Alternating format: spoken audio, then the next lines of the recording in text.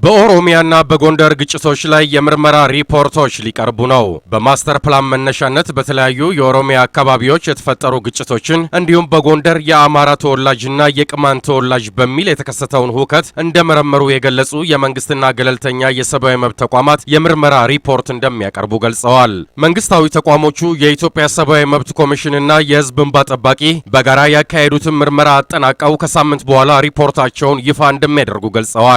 መንግስታዊ ያልሆነው ተቋም የሰብአዊ መብቶች ጉባኤ ሰመጉ በበኩሉ በ3 ሳምንት ውስጥ ለህዝብ ሪፖርት አደርጋለሁ ብሏል። የመርማሪ ቡድኖቹን በመላክ ጥልቅ ምርመራ ተካሂዷል ያሉት የሰብአዊ መብት ኮሚሽን ተወካይ አቶ ብርሃኑ አባዲ በግጭቶቹ የጠፋውን የሰው ህይወትና የደረሰውን የንብረት ጉዳት እስከ ወረዳ ድረስ ተጣርቷል ብለዋል። በኦሮሚያ አካባቢዎች የተፈጠረውን ተቃውሞና ግጭት ዙሪያ የምናካሄደውን ምርመራ እያጠናቀቅን ነው ያሉት የሰመጉ የቦርድ ሊቀመንበር አቶ ብዙአየሁ ወንድሙ እያንዳንዱን ወረዳና የገጠር ቀበሌ ያካተተ ምርመራ በጥንቃቄ አከናውነናል ብለዋል። የሰመጉ መርማሪዎች የተጎጂ ቤተሰቦችን በማነጋገር ከአይን ምስክሮች ቃል በመቀበል የሕክምና ማስረጃዎችን፣ የተለያዩ የፎቶግራፍና የሰነድ ማስረጃዎችን በማሰባሰብ መርምረዋል ብለዋል ኃላፊው።